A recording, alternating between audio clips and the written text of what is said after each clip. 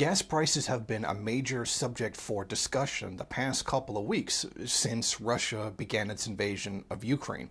Now, while they are inexplicably linked, the connection between the two does not tell the whole story.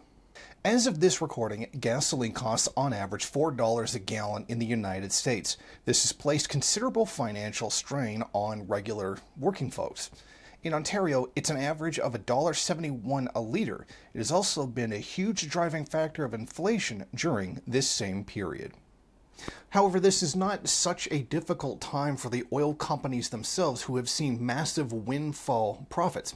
Now, a study from the Commonwealth think tank has found that not only since the Paris Agreement have oil companies continued to make record profits, but in fact, American oil companies have not paid any taxes and have even gotten money back from the IRS.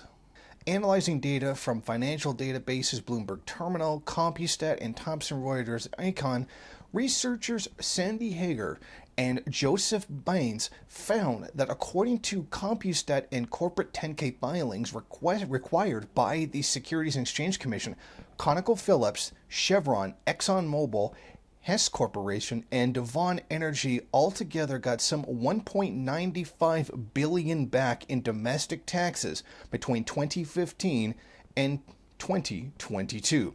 The same companies paid $77.2 billion to foreign governments over the same period.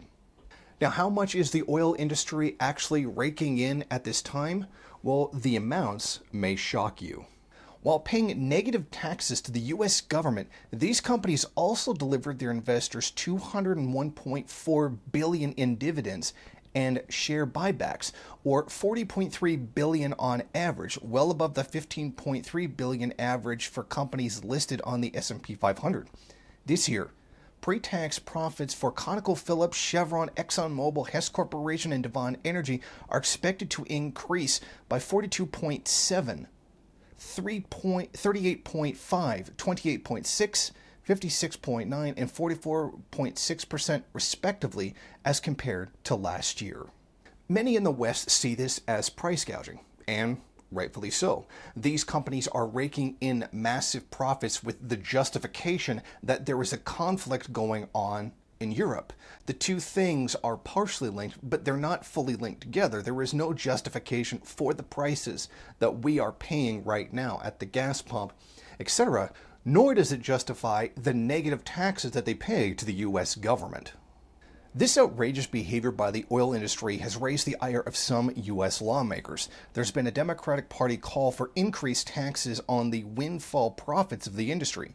Congressional Democrats, led by Rhode Island Senator Sheldon Whitehouse in the Senate and Representative Ro Khanna in the House, have announced that they will be tabling legislation to create a tax on fossil fuels.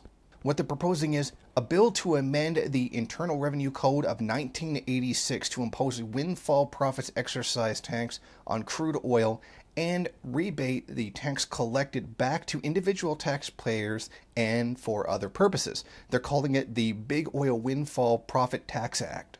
What we are seeing is essentially just capitalism in its functional state. Those who own capital are making the money and screwing those who do not own capital. I mean, this is not something that should be seen as like really all that outrageous for the system.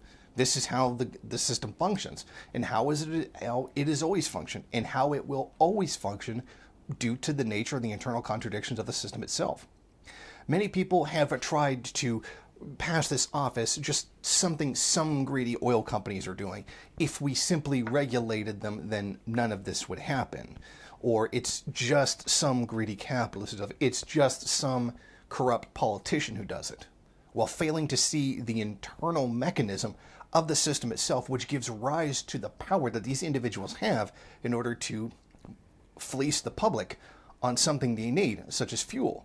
Considering that they also did much city planning around creating cities specifically around automobile ownership, or in the West, more the leasing of automobiles. So we do have to keep in mind that This is not some kind of aberrant behavior within capitalism itself. It is capitalism. That's what it is. That's what it does. And those who support the system so much seem to very much lament its basic functioning and continue to see it as that aberrant behavior. Thank you for watching. If you like this program, then please head over to my Patreon page and set up a monthly donation. It's your donations that keep this program running. Also, if you would like, please rate, comment, subscribe, and share in various social media.